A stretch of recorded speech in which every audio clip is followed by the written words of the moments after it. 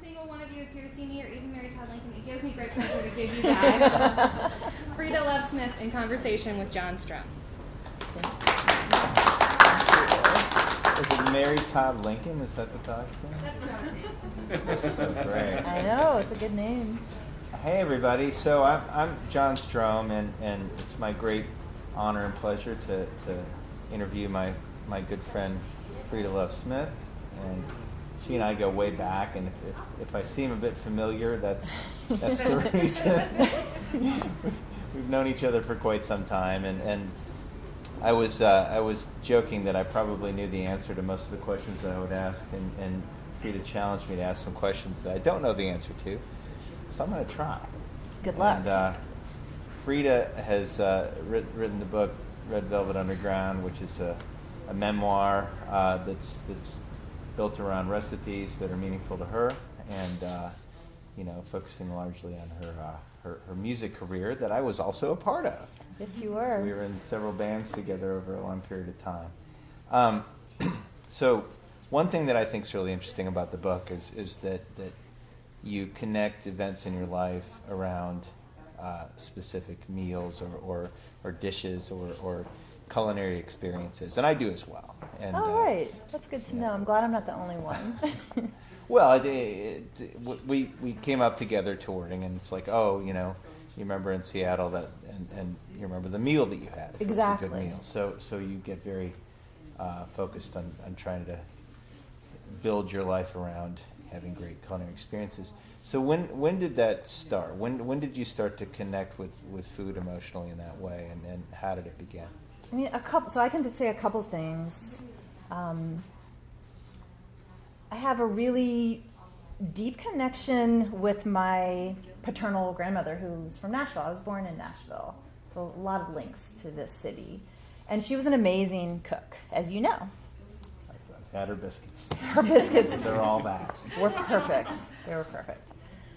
So I have a lot of early memories of being in the kitchen with her, and of the kind of nonchalant way she would allow me into her work. Maybe just giving me like a little piece of biscuit dough or letting me stir something. And that was really her way to express her love for her family and also to connect with her granddaughter. I was the first little girl in her life. She had 3 sons. And when my mom found out she was pregnant, my grandmother said, "Have a girl." And my mom did, obligingly. My grandmother didn't ask for much. So it was a really special relationship for both of us. It really, really went both ways. Those early memories are really happy memories for me. So my associations with food are positive, really family-oriented, and communicative in a way that means a lot to me. I've had, other early formative experiences with food, a lot of that revolve around you and your family. And I write about this in my book. So John's a character in my book. His dad is even more of a star in my book. I'm always overshadowed by that guy. Yeah, he's something. He's 78 years old now. I mean, at some point, No, coolest dad he's still cooler ever. than me. I'm trying so hard. So how long have we known each other? Well, Let's do that math real quick. We met in 1982. How many years ago is that? December of 1982, and that would be, oh my God. Yeah, a while back. A while back. But I write in the book about going over to your house, and your dad had a wok, and I've never seen one before, and he was using ginger, and I'd never seen that before. And this was really formative for me in seeing food as this opportunity to be creative and to be alternative, and to experiment. Your father was always really experimental in the kitchen, so I kind of look at that as a second influence, and having that as a means of expressing creativity. So combined with my background with my grandmother of this sense of connection and family and love and communication, but also it can be this fun and creative thing. And then I guess maybe a third piece of the puzzle would be my experiences with touring. And like you say, how your days kind of revolve around food. And you remember that restaurant in Seattle, and sometimes you remember that more than the gig, because sometimes it nourishes you on an even deeper level, and sometimes it's more crucial to your well-being than anything else. And so one thing I write about in the book is how I've kind of had this map of the U.S. that revolves around little rock clubs and then good restaurants. And that's kind of how I think of the U.S. And that's something that I have in common with a lot of musicians. Musicians get really obsessed with food on the road. Freda writes a column for Paste, which I is do. she interviews musicians and gets them to talk about their road food experiences. So one thing that might be a nice opportunity for you, you're always interviewing these musicians about their experiences. So let's talk about your experiences. So yeah, sure. One of the setups in your sort of template interview is you're at a truck stop. And this, anyone who's had a traveling life of any sort, whether you're a salesperson or a rock and roller, you're going to end up in a place where you're really having to just kind of do your best to get something reasonable. So how do you play that one? You've obviously thought about this. I've thought about it a lot. One thing I love is that every musician has an instant answer to that question. So you're at a truck stop, you've got 5 minutes, you're starving, you have to put together a meal. I've had some really good answers. I'll answer mine in a second, but I just interviewed Wanda Jackson, and hers was beef jerky, powdered donuts, and a Coke. It's like, that's a breakfast of champions. Well, so cute. Her nice meal out is Red Lobster. I know. Or just no pretension. Olive Garden. Yeah, it's like you think about what you're going to drop to get points with your readers. And so you've got her. I just like to go to the Olive Garden. Yeah. Whereas I interviewed one person who was like, I went to Noma. So you get the whole spectrum, the whole culinary spectrum. But my truck stop meal is pretty boring, but it always works for me. It's really solid. It's like a Cliff Bar and a big hot tea, and that really sorts me out. God, yeah. That's so smart. Yeah, it really works. It really works. Well, I was always a peanuts guy, but now I have a daughter who's allergic to peanuts and a lot of other stuff too. So I've had to get creative in my house just to, figure it out. Yeah, we had a big breakthrough. She was phobic about peanuts to the point where she wouldn't let us bring sunflower butter in the house. But we finally were allowed to bring sunflower butter in the house. Victory. Sunflower butter. It's not half bad if you have peanut allergy people. Well, let's talk a little bit about your touring experience. So, tell me a little bit more about where food falls into the daily routine when you're typically on the road. So it's, you wake up in a town, and let's assume it's not a travel day. You just got the day in the town. So how do you and let's assume it's a town you've never been to before that has some options. How do you make that work for yourself? It has changed a lot, right? So when we were first touring with the Blake Babies, whenever our first tour was 87, 88, there was no internet. There was no Yelp. It was really hard. It was a little more exciting because there's more like a sense of discovery, and it felt more victorious when you found a good place. But it was more hit or miss, too. So I remember just asking people, just sometimes even just going up to people and asking them, or trying to find those kind of local arts paper and just sort of flipping through. Well, my recollection is, and this, so two funny things I wanted to know. First of all is that we were all vegetarians during the Blake Babies. We were, so it was a vegetarian hang. And, right. So it was much harder to work the vegetarian thing back then. It was so much harder back then to find vegetarian food. And Freda and Juliana I would eat eggs, right. So I think there was some, maybe you were vegans, but I was not. We were for some stretches of time, yeah. And I would occasionally cheat on the breakfast meats. Right. I remember that. That's a certain kind of vegetarian. Yeah. I was a vegetarian that loved bacon. There should be a name for that. Well, I think it was, I would try to do it on the slide because you and Juliana didn't approve of it. Secret bacon. There was a guy in our band named Mike who he was absolute omnivore. Mike Leahy. And he was a very slow eater, and he would spin a yarn, he would make jokes, and he would sit there with this plate of bacon in front of him. And I would just sit there and celebrate.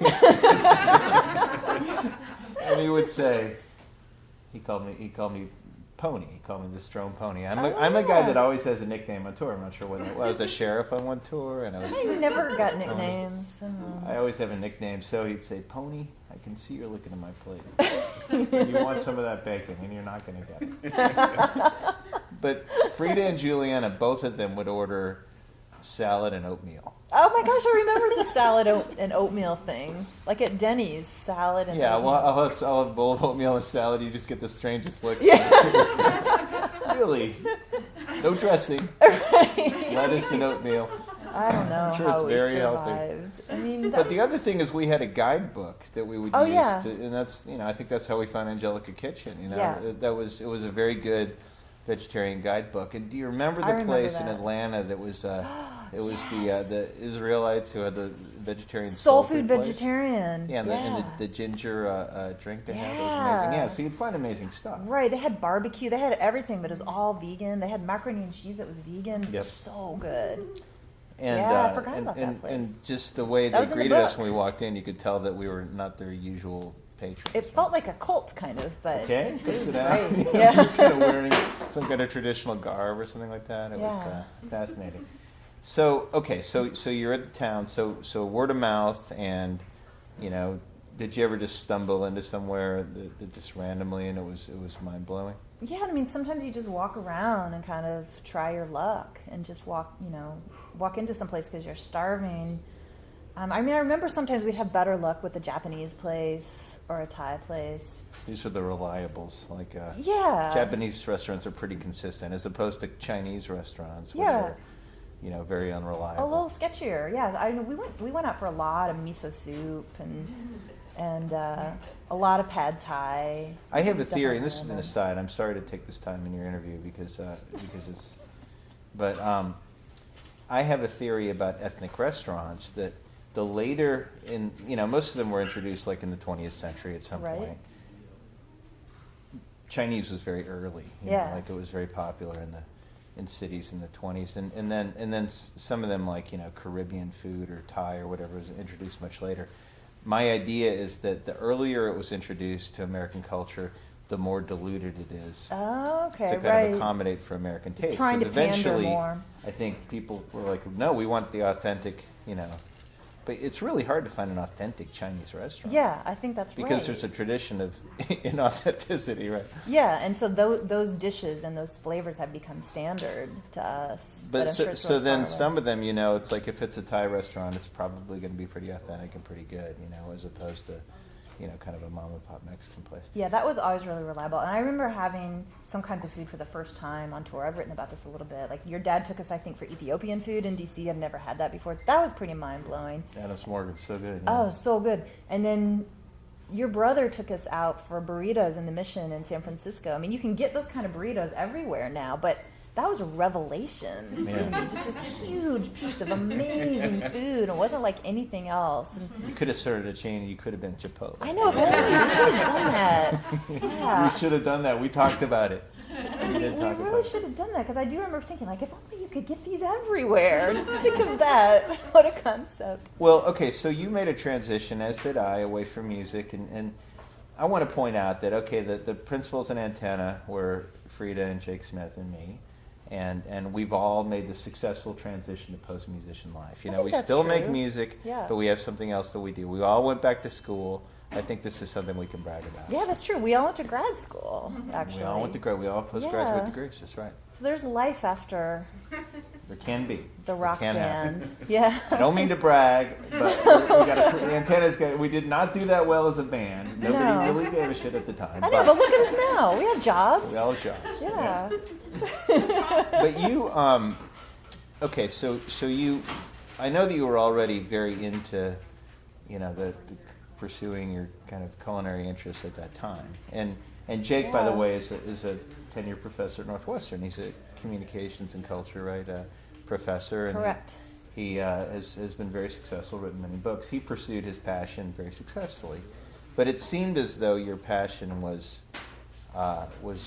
food, and I'm wondering why you didn't try to pursue that professionally. Yeah, that's a really good question. I mean, I had some short stints. I don't know the answer to it. I do not know the answer to this question. All right, congratulations. You did it. Well, I worked in a couple of bakeries, even not recently, but kind of post Antenna. So I worked in a bakery way back when. We worked together in a bakery yes, in high school. Yes, we did. So bakery work is something that I returned to a couple of times, but I just found I wasn't really cut out for a culinary career, like on a professional level. I found it really exhausting, really intense. And the things that I loved about cooking, like cooking for my family, cooking for my friends, it was just a completely different thing, like a totally different scale, obviously. Mm-hmm. And I think I just wasn't cut out for it. I liked the idea of it, but actually doing it was just kind of tiring. I did for a little while. This was when my son Henry, who's almost 17 now, when he was just a little baby, I developed some recipes for a bakery in Bloomington. I mean, I think of that as recently. I know it's not really, but it is post Antenna. It all speeds up at the end, right? It kind of does. Yeah, it kind of does. And that was fun, like developing the recipes. But then I was hired to go in and bake them, and I was just like, this is bullshit. Like I had to be there at 5 a.m. and on my feet for hours and hours and hours. And grad school started looking pretty good right about that time. Well, one thing you said in your book that I thought was interesting, because I love to cook too, and I thought about this too. I thought, hey, I love to cook. Maybe I should go try to be a chef. Did you think about it? Absolutely. Yeah, I can see that. Because I cook every night. I love to cook, and it's very exciting for me. And I literally, unless it's just to look at it to know what's in something, I never look at recipes. I just never have. I've never. You're one of those guys. Yeah. Yeah. I guess so. Yeah. I'm one of those guys. Yeah. I don't follow recipes, and sometimes it's a disaster, but. It's kind of trial and error for me. And then I get something that I can make, and I make it this more or less the same every time after that. Once you figure it out. But you said that you like to use recipes. I'm wondering if there's ever a situation where you just kind of go for it.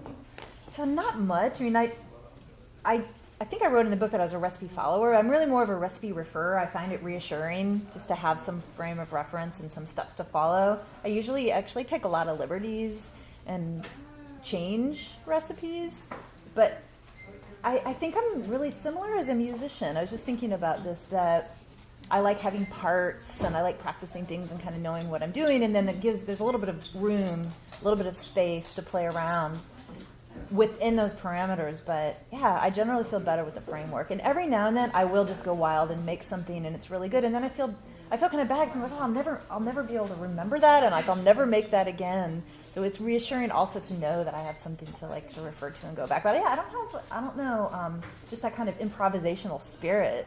I don't think I have it as a cook, and I don't think I have it as a musician either. It is what it is. Well, I know you improvise well as a musician, but actually, drums, and especially the style of drumming you do, is not particularly improvisational. No, it's not.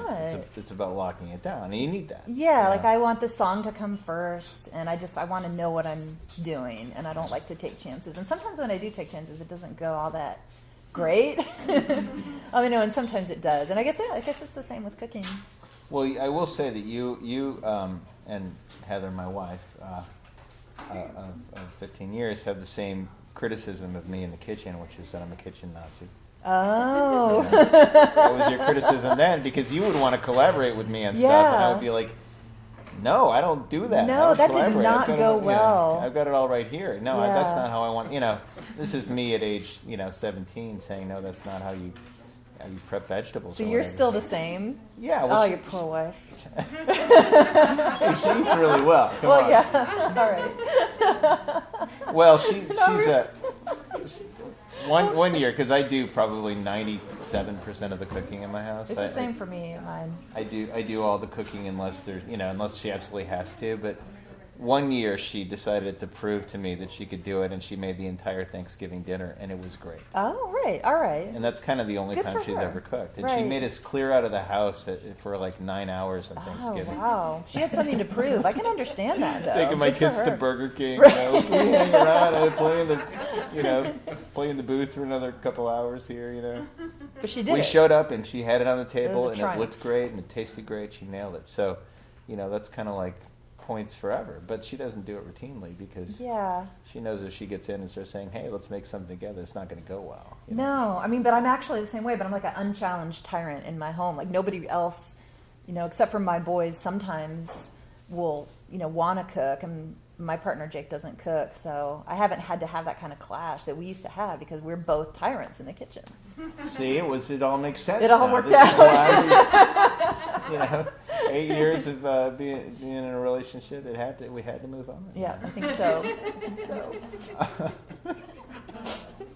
Well, let's talk a little bit. So the heart of the book, and I recommend you all read it if you haven't, because it's a great read, Thank you. and not just because I'm favorably referenced in it, but You are. I was very kind. you were. I mean, Yeah. you could have gone either way. Yeah. I'll just interrupt you for a second because Juliana wrote a book a few years ago called When I Grew Up, which is a really great book. Oh, I'm I sure read you it. Yeah, I read And the she book. was so kind. I mean, I called her after I read it and I said, "You saw me at my very worst, and you could have been mean to me." And she was really, really friendly. And She was nice to me too. yeah, so that influenced me when I was writing my book. I'm like, I don't need to dish any dirt on any of my friends. On some level, because Juliana, I'm still involved in her. I handle some of her business stuff. We're still very close, and we're doing a bunch of stuff this year, kind of getting our music reissued, and which we're very excited about. But Juliana has acknowledged, and probably will continue to acknowledge, and that's probably part of the acknowledgement, that she's a giant pain in the ass. Right. I mean, she Yeah. really is. She'd be the first to admit it. Well, her book is a lot of it is about suffering from depression, and she's very candid about it. And this is the kind of thing when you're 20 years old in a band together, and somebody's just kind of being dark and not talking for 3 or 4 days. You don't understand it, but it challenging. sucks. Yeah, it's challenging. Yeah, so it was kind of nice to get that insight. But Yeah. also, she I think is, she understands that people have spent a lot of time around her. It's like, yeah, I get in some moods. Yeah.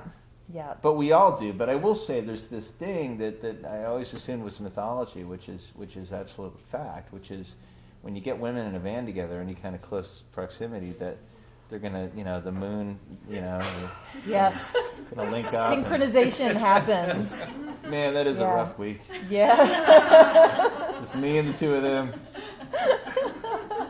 Well, I'm in a band called Some Girls with Juliana and our friend Heidi Gluck, who's a multi-instrumentalist.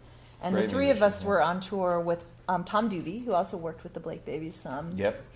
And we became in sync after a while together on the road. And that poor guy. One night we were in San Francisco, and we'd loaded all our stuff out because he was kind of screwing around. He was flirting with there was this really cute lady doing sound there, and he was kind of flirting with her. And so we're like, we carried all our own stuff out, and just like sitting in the van, just stewing, like just so mad, just all of us sitting there. And when he got in the van, we all just attacked him. And I kind of thought of you. But there were 3 of us, so it was even more powerful. Well, this is part of why I needed to get the guy, and the guy with the bacon. You remember the guy with the bacon? Yeah, I needed to get him in there. We needed to balance it out. Yeah, somehow. bacon or not, he was helping you out. And we also eventually had a Kiwi sound man. Oh yeah, that's right. Girl Stephen. from New Zealand. Yeah. Smoked a lot of pot. Yeah, so the whole gender thing fell into a little more balance It did. for you. But So let's talk about the culinary education, which is really the focus of the book. So, Yeah. and it's interesting for me because I have one kid who's very interested in cooking, and that's kind of an exception to my kitchen Nazi thing. Is I very, very much enjoy cooking with my daughter. yeah, that's nice. And she's really good at it, and I feel a great sense of pride when she can just take it and run with it, which we're moving along. So, Yeah, I get that. just generally, and for those who haven't read the book, why don't you talk a little bit about the process of getting into the educating Jonah about giving him the tools he needed to be able to function in the world as a proper fella? Yeah, it wasn't that well thought out of a concept. It wasn't a systematic plan that I had in place. It was more an idea that came out of fear and desperation that my son was getting ready to go off to college in a year, and he seemed to me entirely unequipped, just across the board and in every way. Could he boil an egg, or do you have any skills? Not really, but more than that, I felt like he can't balance a checkbook, and I don't know. I just felt like he wasn't at all, like, so much had to happen in that year. So was in my cooking a mind. means to that, where you sort of like, let's start with some basic life skills and blow it up from there? It's the only one I felt like could guide him effectively in. And I have to say, I mean, at the time I thought, oh, I'm so worried about Jonah. What's Jonah going to do with his life? I can now see there was a little bit of projection going on when I look at that period of time in my life, which was maybe about 4 years ago. And my family had just relocated. We'd lived in England for 4 years. We moved to Evanston. My partner had a job, but I was just teaching adjunct. I had a temp job. I really didn't know what I was doing with my life. And I couldn't quite see that. I didn't have the perspective to see it. So in some ways I projected on Jonah, like, what's going to happen with Jonah? What's he going to do? And it ended up being a productive projection and distraction because, as it turns out, it was this really nice time that we had together. And it was fairly low-key for the most part. He wanted to learn how to cook. He loves food. He's always loved food. So he's a very laid-back, easygoing guy. So he was amenable to the whole concept, which helped. So it kind of would have been unpleasant to be like, we're going to do cooking lessons every Sunday. Like, I know that wouldn't I have tried gone that well. with guitar with one of my kids. Right. That it's pretty interesting because you think like you have a musical kid and I Yeah. play guitar, that it would be a no-brainer, but there's a certain kind of level of baseline respect that you are just Right. not going to get. You No, know, that's right. The stranger would absolutely get. You know. Yeah, this went weirdly well. A lot of it was because he drove the choices of what we were making and what we were learning how to make, and then we got to eat it at the end. So it was a pretty good deal. But it ended up, being a way for us to spend a little bit of time together because most 17-year-olds just don't hang out at home that much, which is right and good. Mm-hmm. But I did want to have some time with him, and I think maybe on some level he wanted to have some time with me, and that's something I write about in the book a little bit. And he does cook now. He's 21. He just graduated from college. He lives with some other guys in a house in Chicago, and they all cook. They made Thanksgiving dinner they made the full. Seems to be the benchmark, right? Yeah, that Can you seems to be. Like, can you if make you can Thanksgiving do that. dinner, yeah. Yeah, so I mean, I don't like completely take credit for it, but I do feel like, okay, like he knows how to do that. He knows how to go to the store and buy a bag of rice and buy some beans and make some cheap food and not just order pizza and eat ramen noodles. Well, you and I had that part of it down, Yeah. but not any of the rest of it. Right, that's right. Yeah. We could definitely feed ourselves Yeah, no, very effectively. But, yeah, and we used to feed everybody. People used to come over, and we'd make like a big stir fry. And that was a big component of the Blake babies all shared an apartment. It was Juliana's mom bought a condo and rented to us, and it was called the Condo Pad, and we would constantly feed the sort of stragglers and urchins of the neighborhood. yeah, we fed a lot of people, and we learned that you could feed a lot of people for very little money. Wondering how we were always so poor. We were always feeding Right, everybody. right. Yeah. But also, constantly running out of money. And, Oh my gosh, yeah. Never quite having it together. And going to the Hare Krishnas to eat dinner. Every Sunday, Yeah. I go to the Hare Krishnas. It's a nice Indian meal. Eventually, they want you to step up and show up in the saffron robe and get the haircut and everything. Yeah, but you can put that off for a long time. A long time. So Henry, it seemed like Henry, just from what I could read between the lines of the book, he was more the natural with the cooking. So now is he out of the house yet? He's in college next year. Henry, my younger son, is going to be 17 in March, so he's a junior in high school. So he's starting to look at colleges. And yeah, he just, things come really easily to him. Jake and I were going out for dinner a little while ago. I guess this was a little while ago. And I asked Henry if he wanted me to leave him some money so he could get some carry out, or if he wanted me to, make him some food. And he asked me to buy him a chicken, just like a chicken, and a couple Like a potatoes. living chicken? Like a dead chicken. Like prepared to put in the oven. Exactly, Okay. just a chicken from the stores and a couple potatoes. And so I did, and he made himself, while we were gone, he made himself like a roast chicken dinner with potatoes and carrots. Wow. Yeah, he's just fearless. He's Did he- extremely confident person. That's good. Did he look at a recipe for that? Or? I think he Google? kind of used I think he just looked it up on the What's internet. in your book? Yeah, it's in my book also, but I'm not sure if he referred to that. But and then once he made pizza from scratch. He made the crust, and he's like, it's on the internet. Yeah, he's hilarious. He's like a minor character in the book, but I think a funny one. Does he? Do you think there's any kind of like disappointment that he's not more heavily featured in the book? No. Or have they read the book? They've both read the book. They both approve of the way they're depicted in the book. So you let them read the manuscript and No, I mean, I let them know. And there's a lot of really personal stuff about my older son, Jonah. And so I did let him know in the process, like, I put this and this and this in there. And he was fine with it. But I was still nervous when it came out. And I called him after a few weeks to check in. And he was A-okay with it. The only person you're revealing really personal stuff about is you. So Right. And that was a change that came later. I mean, in early drafts, my editor said, the only person you're revealing personal stuff about is Jonah.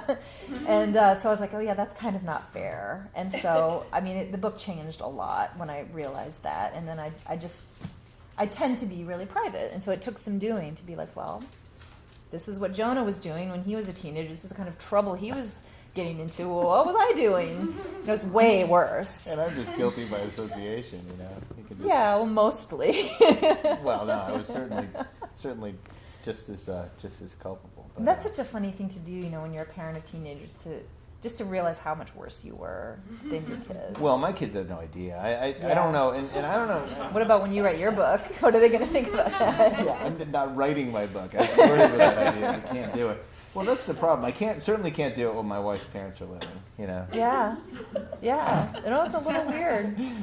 They're God bless them. They're bless their hearts as they stand. They're lovely people, but they don't want to know. They're very, very different from my parents, right. who and yeah, I mean and I don't have that much to hide, but I have enough to hide so that I don't want to do a tell-all. Here's my life was like, because it would be appalling to some people. Yeah.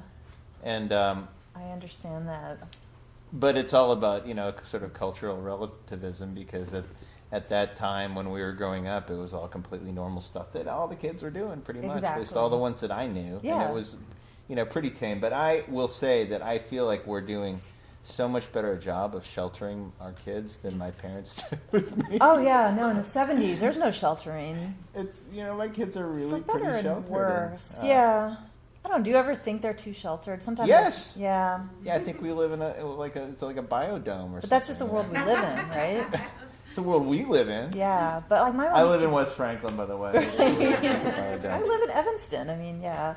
My mom used to bring us to parties, and eventually maybe all the kids would go sleep in some room, and I don't know. It was wild. Definitely. There's a little bit of that in West Franklin, Really? Yeah. Well, right on. No, but that my father was the chair of the English department in Indiana, at Indiana University for years, and so he had a couple of parties a week. And you remember those parties? So the way it works, the way academics party is they, the pattern is you show up and you have very serious conversations about your research or university politics or whatever. And then it starts to break down a little bit, and then people start flirting a little bit and arguing, and somebody gets super loud. And I'm experiencing all this from another room, of course. Yeah, right. And then at some point they just start shoving the furniture out of the way and start dancing. Right. Academic parties are not like that anymore. I can Really? tell you. No, not the Well, ones it I was get for invited my to. wife. It was horrifying to see that for the first time, because it's so, you just kind of let go of all the inhibitions. And some people are not great dancers. Right. Do you want to see your parents and their friends dance? Maybe not. It's good. I think it was embarrassing for her to see the first time. Used to adults really kind of keeping a handle of things. Right, right, and staying under control. Yeah, that's right. But Not those English God love them. professors. That was grown-ups to me growing up. Yeah. Well, look. So I think we're and I should have said right off the bat that most of us know each other here. You can just sort of participate in this conversation, but certainly to open it up for questions. If there's anything that you'd like to ask Freda about, or for that matter, ask me about, or ask both of us about. Yeah, anything. Love to have questions. Come on, nothing. I'll start with Dave. a question. All I right. guess recently, thinking about music, there's been a lot of losses in music, and that's brought on a lot of emotion that people have sort of displayed publicly. Yeah, absolutely. And it makes me think a little bit about when you want comfort, you can eat certain foods that are very comforting, but maybe even preparing certain recipes are very comforting. And I wonder what you'd like to turn to for comfort when it comes to food. Yeah, I always seem to come back to baking for comfort. I have this sort of separation in my mind, like cooking is you have to cook because you have to eat, and it's a little more tied to survival, whereas you don't have to have cookies. But it's really nice to have them. And then, when I'm feeling stressed out or feeling blue, I really, really like to bake. And I'm a late night baker, so I really like to have the kitchen to myself when I'm doing that. And it's really distinct from the rest of the cooking and the rest of the time. Do you wake everyone up when they're fresh? Like, come on, fresh out of the oven. No, I mean, sometimes I might eat them, just sit there. Or wrap them up for a surprise. But no, I mean, and I used to do that when we lived together. I used to do late night baking sometimes. Like I'd make cornbread or cookies. So this goes way, way back. Because we're up till 4 a.m. every night. We were up anyway. Might as well make some cornbread. But yeah, and like cookies are really easy for me to make because I've made them so much. So there's not a lot of skill. There's not a lot of technique involved for me. Or the technique is just ingrained at this point. So that's something that I know it's going to turn out, because if you don't know if something's going to turn out, that's like an added layer of stress, and that's the last thing I want when I'm stressed out anyway. So yeah, some nice peanut butter cookies or chocolate chip cookies, that would be my go-to. And if I wanted some comforting music to go along with it, maybe some John Prine. Good one. Yeah. Can you talk about the formal construction of the book and how you did you think of the recipes as, I mean, they're part of the story. They are, yeah. How did you integrate them into the storytelling? They saved the structure for me, because originally the structure was much tighter, so it was really just a document of a year of cooking lessons, like very lockstep and completely chronological. But when I realized I needed to blow that up, then I still needed some structure. And so the recipes, for me, they connected the dots. And that ended up being a metaphor for me, because in the process of writing a memoir and of opening it up to not just to be about cooking with my kid, but to be about my background as a musician and my journey, if you will, it looked like a lot of chaos until I could see that food was the thing that connected everything, that helped to kind of tie the picture together, not just of my book, but of my life. So that structure, even though the book feels a little loose and it's not chronological, to me it seems like it has a lot of structure, and the more structure I had, the more freedom I felt. Like I had to allow different memories in, and to allow it to just open up. So those recipes were really important for me. Did you make them did you make the recipes to be a trigger for you as a writer? Sometimes I did, especially there's one recipe that's in there that was my one kind of recipe that I developed professionally for the cosmic muffin, this was kind of after your time in Bloomington, but I made up this recipe for a bakery called Soma in Bloomington, and I was kind of trying to go back there a little bit, and I'd lost the recipe, so I kept making batch after batch to try to remember, and it did help to take me back. I know taste is really evocative, smell is really evocative, and the process of doing sometimes can kind of fire the right neurons in the right way. And I also tested and retested the recipes, and sometimes would find after I'd made something a few times that something else would come back to me. So it did work as a trigger too, and it was really linked into the writing process and overlapped in all these different ways. When I think originally I thought like it'll be the story and it'll be the recipes, and it didn't turn out to be like that at all. I couldn't separate them out in the end. It was called the Cosmic Muffin. The Cosmic Muffin. It was originally. I think I had one of those in Amsterdam. It wasn't that kind of cosmic. Originally, it was going to be called Freda Loves Cosmic Muffin. I'm a little uncomfortable with that. We'll just call it the Cosmic Muffin, but you can still buy it at Soma in Bloomington. Wow. Every now and then I'll go. Do you get a in there. royalty? I get nothing. No, I got paid minimum wage to develop the recipe, and I get nothing. But I hoped for at least some glory, and so I go in there whenever I'm in town. I'm like, "Why? This is my muffin that I invented," and they're always just like, "Whatever." Next, yeah, it's a very punk place. Whatever. So then once I went in and started taking pictures of it, and they just looked really uncomfortable. The case was kind of dirty, and You guys put out a record this year, or in 2015. Yeah, so I have a band with my husband very called good. The Mysteries of Life, Yeah. and we put out a record. It's on the internet. It's not a thing, but we made some songs, and they're there for free. Well, everyone should go listen to it. It's very Yeah. good, and Thank you. I think Jake is actually a better singer now. I think he's improved as a singer. Yeah, I don't know how he did that, but yeah, I think He's always so been a good too. singer. Well, I think he's more singing in his true voice now. Oh yeah, I think that might be that's it. It kind of settled into it. Yeah, I think so. And so how do you feel about music now in your life? What place does it hold? You know, it had no place in my life for maybe 6 years. I stopped playing completely. I did too. So what years did you stop playing? I'm bad at dates, but I started playing 2 years ago. Okay. So the years before that. We had a similar arc. Yeah. I stopped playing out of necessity because I was too busy to play. I stopped playing because I was in England and I didn't know anybody, and it's no fun to play drums by yourself. And you know, when I was in Bloomington before we moved to England, I was in all these bands and people were often calling me. But then I moved to England and it just kind of stopped. And then moved to Evanston, it continued to be stopped. But I only started again when Robbie Fulks called me up and asked me if I wanted to play a bunch of Blake Baby songs with him at the Hideout. It was So hilarious. Great.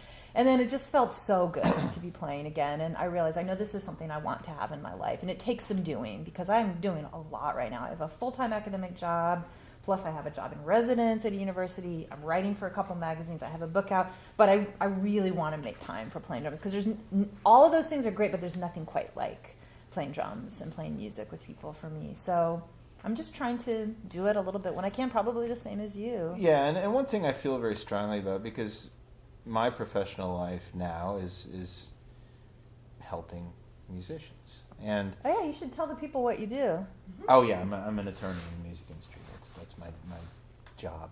But I had some kind of was I talking to you about this? No, I guess not. I was talking to Wes Rutenberg about this, right. our former bandmate, who I've recently gotten back in touch with. Always great to hear from people from our shared musical past. The realization I had is once I kind of started to find my way as an attorney, because I went to law, I didn't know what I was doing. I went to law school. It was, sort of like, I don't know, I'll go to law school, you know, and then I was a lawyer. And then I had to kind of find my way to what I am comfortable and, I guess good at in the law, which is, what I do now, which is kind of help musicians figure out how to realize their goals. Right, it's a lot to navigate. And what I realized is that, my first instinct when we moved to Boston and decided to start a band was to find a front person. I mean, there was actually another front person in the Blake Babies before Juliana, because it was like, I got to push somebody else out there because I don't want to be that guy. Right. And I ended up being the front person because the label kind of pushed me out there. They said, you have to make a record where you sing, Right. I didn't even ever see myself as a singer. I just wanted to find somebody to be that person. And then my role was the sort of facilitator. If you had to define what my role, other than playing guitar in the band, I was the manager. Right, yeah. I didn't realize it at the time because I didn't know what a manager did. Yeah, really. kind of like band leader or something like that. I was yeah. Reuben Kincaid, Right. and that was how, eventually it got the kind of friction with Juliana because, I had always been the guy that figured out how to do the things, like how do we do this? And it wasn't, It was a conversation, but it was usually like me kind of going out there and, figuring out who the guy is you need to talk to get this done. Yeah. And that's very much what I do now, and it's... Oh, yeah, that makes sense. That totally translates. You think what skills carry over from being a musician to being in the music business, and it's actually the kind of business skills I developed doing that. And that was what interested me. That was what I enjoyed the most. That completely makes sense. Yeah. So as soon as I kind of found my sort of comfort place, I was like, this is exactly what I was doing when I was 19 years old. Right, it's the same thing. It's just in a different way. And it's like, no, I don't envy the musicians I work with because I'd rather be doing this. Right.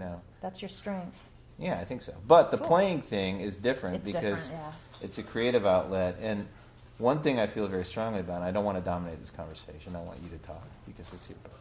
But one thing I feel very strongly about, and this is not to undermine, the difficult, kind of hand that musicians get dealt in trying to figure out how to make a living playing music and, the value of their work and all that stuff. I don't think there are enough people who embrace amateurism. Right. Yeah, I think that's embrace right. hobbyism with music, Yeah. Because amateur the natural means someone thing, who loves something, so why is that bad? Yeah. Yeah, the natural thing is to think like, hey, we're doing something good, we need to find an audience and we need to turn this into a professional thing. And that's when it gets hard, Yeah. Some people should, some people need to just accept that it's satisfying in and of itself. And even if it means working very hard at it and trying to do something really good. Yeah, I completely agree. Yeah, which is a load off when you get to the point where it's like kind of ridiculous for somebody pushing 50 to be trying to, sort of launch a career. Yeah, it's in putting a music. lot of pressure on yourself. But there's nothing ridiculous about trying to make a great record. Right. Or trying to play a play a show and great have show fun, and yeah. trying to connect with people. Yeah, it feels right. It feels really comfortable Yeah. for me. So there are not that many people I know who are sort of from the old days who have come to that place. But Yeah. you two seem like those kinds of people, which is not surprising because we're kind of Yeah. coming at it from different angles. Yeah, like we eventually landed in this place and it feels comfortable. Yeah, It you feels meet people who right. utterly give it up. Yeah. And then you meet people who are trying in a sort of a sad way to keep doing it in the same level. Right. Yeah. And then some people who are just successful. You Yeah, know? there's the those very people, too. tiny sliver of Yeah. the minority of people who get to live their dream forever. But they're there. Yay. For yeah, them, God for bless sure. them, and hope they're all my clients. Yeah. Do we have another couple questions? Yes. I know the Nashville TN reviewer mentioned a couple of other rock-related or music-related cookbooks, which I Oh, did yeah. not know about. Yeah, I didn't know all of those titles either. I recognize some. Yeah, I but was curious if you were aware of them, and I mean, it sounded like those were cookbooks, whereas first and foremost, whereas your book to me is more of a memoir that happens to be about food and Yeah, other things. the title that was mentioned that jumped out at me was I Like Food, Food is Good, which really is a cookbook, and a very good cookbook with like a small intro anecdote. So a very different format from my book, but one that I was aware of and that I referred to, and people that I know have recipes. I think Laura from Super Chunk has a recipe in there, and some people like that. You But- know, Mac's wife has the most amazing. I Have know. you been to that restaurant? No, I haven't been Lantern? there. No, I haven't been to Chapel Hill. I need to go there. It's but- one of those, like, I get emotional over meals sometimes. That's one if of I those have a places. great meal, I just, I feel like weeping sometimes. Oh, me It's too. one I of always those cry all places. the time. Lantern in Chapel Hill, that's the All right, place. that's good to know. Mac McCon is the singer in Super Chunk and the co-owner of Merge Records, and it's his wife who's the chef. Yeah, that's really cool. But yeah, I actually need to look up some of those other Yeah. cookbooks to check them out. Thanks. Have you heard from anybody who's read your book who's given you feedback on making the recipes? Yeah, I've been getting a little bit. What's been really fun is some people have been posting on Twitter. So a couple days ago, somebody made the hot pepper pistachio pesto and posted a big, pretty green jar of it. So that's been really fun. And I had a conversation with Tanya Donnelly the other day. She was trying to figure out what recipe to make for my book, and so we did that on Twitter, which was really fun. Now, Yeah. is she still? She was like a doula? Yeah, she's still a she's doula and doing still that? making music too. This is Tanya Donnelly from Belly and Throwing Muses, another Yeah. person who's, found a completely unrelated profession. Yep, she's doing great. Good. She's doing great.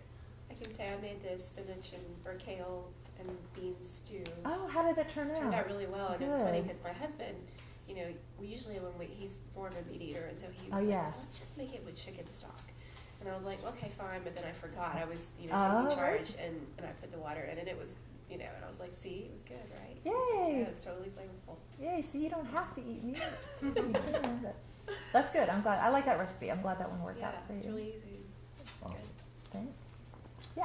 So when you were in Nottingham, did you guys ever settle into going to the chippy or having pickled onions or black pudding or a full English, things like that? So the black pudding, no. The mushy peas, no. Come on. Mushy peas. How long were you in England? You never had mushy peas? So, but I love fish and chips, and it's not. I haven't been able to get it anywhere over here that's been as good as there, and it's just so good. And the other thing I got into was Stilton. I was never really into it before, but there was a dairy like just right down the street from where we lived, just so close, and I would get their Stilton, and it was amazing, and I miss it. And I would ask you to bring me some back in your suitcase the next time you go over there. I'm sure that'll be fine. No one will notice. It's amazing the quality of things you can get at a gas station. I know. I mean, that's one thing that it's. I ask this truck stop question when I interview people, but every now Cucumber and then. sandwiches, that's the thing. Yeah, cucumber Cucumber and sandwiches. sour cream sandwiches. Yeah, Cheese they and onion. they do put weird things on sandwiches. You do get like the bacon and sauerkraut sandwich or whatever. It's like Yeah, what? stay away from the tuna. over there. Yeah. It's weird. Yeah. Otis, by the way, it's you're overdue to interview Freda on your show. Oh yeah. This we is, should by do the way, that. this We is should Otis do Gibbs. He has my number one favorite podcast. Thanks for giving a damn. Everybody should listen to it. It's the best, that. It is. It's great. I listen to it. I love it. and his music's great too. Yeah. All right. One more question. Yeah. Do you have a go-to recipe that, if you're getting unexpected company, it's a no-fail recipe, everybody likes it, and you've made it for years and years, and is it in your cookbook? Yeah, I mean, I would say if it's a family coming over and I just want to make something really reliable and just homey and good and hearty, that the macaroni and cheese recipe that's in my book, it always comes out great. And it's a big quantity, so it's a great way to feed a group, and it's pretty crowd-pleasing. It's not low calorie at all, but I mean, who cares about that? And yeah, I think that's the one. And that's actually adapted from a recipe in the Grit cookbook, which Grit's a restaurant in Athens, Georgia that we love. So I like that connection too. So I feel like, I kind of think about the Grit when I'm making that too. You have a dessert? The blueberry pie, also adapted from Grit, but that one takes some doing. You have to make it a day ahead. So if I had to do something quick, I would probably whip up some cookies or some cupcakes. There's a chocolate cupcake recipe in the book that's reliable. Thank you. I worked very hard to get my kids off of that craft stuff. Yeah. I just, Although I loved it when I was a kid. Oh, yeah. Well, I never felt right about making it for them, but it's just so easy to make. It is. But, then that becomes the standard for macaroni and cheese. It's Yeah. like, No. That's like a solution to a problem. That's Exactly. Yeah, that's not the ultimate. The ultimate is like with the buttery breadcrumbs. So I had to work so hard to come up with a mac and cheese recipe that they were like, okay, this is definitely better. Did you do it? Yeah. Yay! Yeah, but it was a lot of trial and error. I mean, Yeah. I started with the one my mom used to make, Yeah. and I remembered how she did it, and then I just kind of adapted from there. But, All right, well done. Well, We should stop. Yeah, thank you all so much for coming and being a great audience, and thank you, Freda. Thank you, John. Thanks so much. Thanks, everybody.